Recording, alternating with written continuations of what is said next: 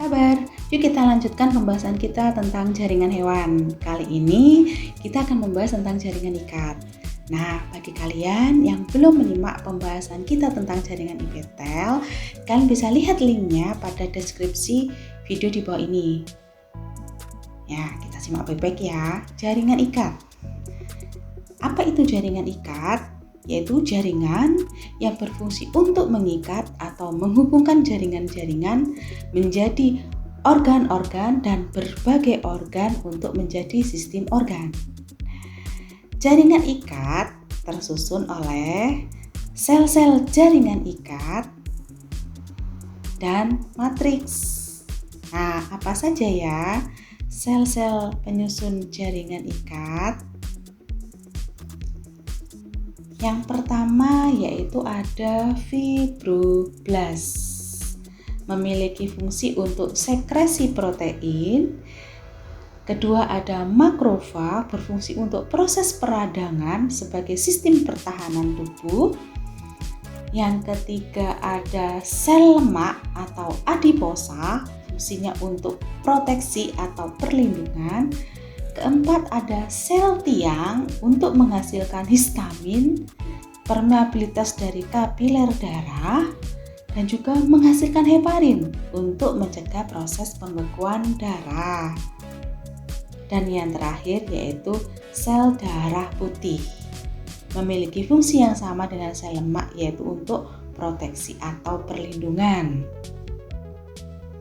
Nah, lalu bagaimana dengan matriks? Apa saja ya matriks penyusun dari jaringan ikat? Silahkan kalian simak dulu gambarnya. Ada serat kolagen. Apa itu? Yaitu serat yang warna matriksnya berwarna putih dengan elastisitas yang rendah. Pada serat elastin atau matriks elastin memiliki warna kuning dengan elastisitas yang tinggi. Nah, dari kata-katanya aja serat elastin, berarti elastisitasnya tinggi. Dan yang ketiga ada serat retikuler. Nah, warna matriksnya sama dengan serat kolagen, elastisitasnya juga rendah. Namun yang membedakannya ternyata ukurannya itu lebih kecil dari serat kolagen. Yuk, selanjutnya kita bahas apa saja ya macam-macam dari jaringan ikat. Ada jaringan lemak atau adiposa. Yang kedua ada jaringan tulang rawan atau kartilago.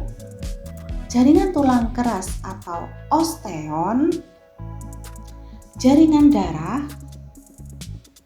Yang keempat ada jaringan pengikat serabut padat atau jaringan ikat padat. Dan yang terakhir jaringan pengikat serabut longgar atau jaringan ikat longgar. Nah, kedua jaringan yang terakhir ini adalah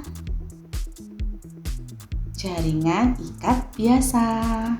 Nah, sedangkan jaringan lemak, tulang rawan, jaringan tulang, dan jaringan darah disebut dengan jaringan ikat khusus. Nah, kita bahas satu persatu ya. Yang pertama yaitu jaringan ikat biasa. Jaringan ini terbagi atas jaringan ikat longgar dan jaringan ikat padat. Apa beda keduanya? Pada jaringan ikat longgar, karena letaknya ada pada bagian dalam, maka tidak perlu diikat kuat, tidak akan lepas. Jaringan ini menjadi pembatas jantung dan rongga perut agar tidak terlalu berikatan dan juga melekatkan organ pada otot dinding perut. Sedangkan jaringan ikat padat lokasinya di luar, maka harus diikat kuat. Supaya apa? Supaya tidak lepas. Nah, jaringan ini terbagi atas padat tidak teratur dan padat teratur. Padat tidak teratur banyak ditemukan pada dermis kulit dan juga pada pembungkus tulang. Fungsinya sebagai pengikat padat. Sedangkan pada jaringan ikat padat teratur ada ligamen dan tendon. Nah, ini yang sering keluar ya dua istilah ini. Ligamen apa ya ligamen itu? Ligamen adalah penghubung tulang dengan tulang Sedangkan tendon, jangan kebalik nih ya, yaitu penghubung tulang dengan otot. Tendon, tulang dengan otot. Nah, kita simak gambarnya di sini. Ligamen. Nah, kalau kamu amati ligamen, kamu lihat gambarnya, tanda garisnya penghubung tulang dengan tulang, sedangkan tendon yaitu penghubung tulang dengan otot, muscle ya, otot ya. Nah, di sini. Nah, lanjut ya pembahasan kita pada jaringan ikat khusus. Di sini ada jaringan lemak atau adiposa, ada jaringan darah, yang ketiga jaringan limfa, keempat ada jaringan tulang rawan atau kartilago, dan yang terakhir yaitu jaringan tulang keras atau osteon. Nah, sudah kita bahas pada bagian sel-sel penyusun jaringan ikat ya, bahwa jaringan lemak memiliki fungsi proteksi. Untuk jaringan darah, ini akan kita bahas lebih detail pada materi sistem peredaran darah.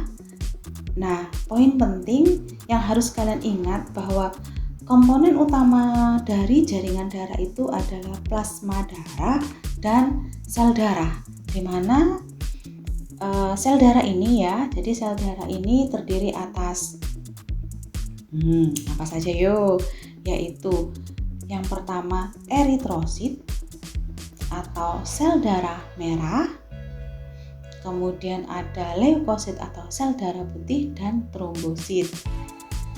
Untuk jaringan limfa memiliki fungsi untuk transportasi protein, lemak, dan zat lain menuju sistem peredaran darah. Nah, ini pembahasan yang lebih lama ini ya, lebih panjang pada tulang rawan dan tulang keras atau osteon. Kita bahas dahulu yaitu jaringan tulang rawan atau kartilago. Nah, jaringan tulang rawan atau kartilago ini banyak mengandung kondrosit atau sel-sel tulang rawan. Coba kalian simak gambar di sini, ada 3 macam. Ada jaringan tulang rawan hialin. Warnanya putih kebiruan dan bening, ditemukan pada ujung tulang pada saluran pernafasan mulai dari hidung sampai bronkus. Sedangkan pada jaringan tulang rawan elastin memiliki warna kuning, sifatnya elastis karena mengandung serabut elastin, ditemukan pada epiglotis, kemudian daun telinga dan hidung. Dan yang terakhir yaitu jaringan tulang rawan fibrosa. Warnanya ini lebih gelap dan keruh serta lebih keras. Banyak ditemukan pada perlekatan ligamen dan sambungan tulang belakang. Nah, dan yang terakhir pembahasan kita tentang jaringan tulang keras atau osteon. Jaringan tulang keras ini tersusun oleh matriks dan banyak mengandung osteosit atau sel-sel tulang. Nah, kita akan mengenal istilah saluran Havertz. Apa itu? Yaitu unit penyusun tulang yang terdiri atas lamela-lamela dengan susunan melingkari suatu saluran yang di tengahnya terdapat pembuluh darah dan saraf, di mana pembuluh darah inilah yang menyuplai nutrisi pada sel-sel tulang. Sedangkan canaliculi yaitu suatu saluran yang dilewati oleh nutrisi menuju sel tulang. Nah, ini 2 istilah yang harus kalian pahami. Nah, itu dia ya pembahasan kita tentang jaringan ikat. Nah, silahkan simak video selanjutnya yang akan membahas tentang jaringan otot dan jaringan saraf. Jangan lupa untuk like dan share video ini serta subscribe channelnya. Terima kasih.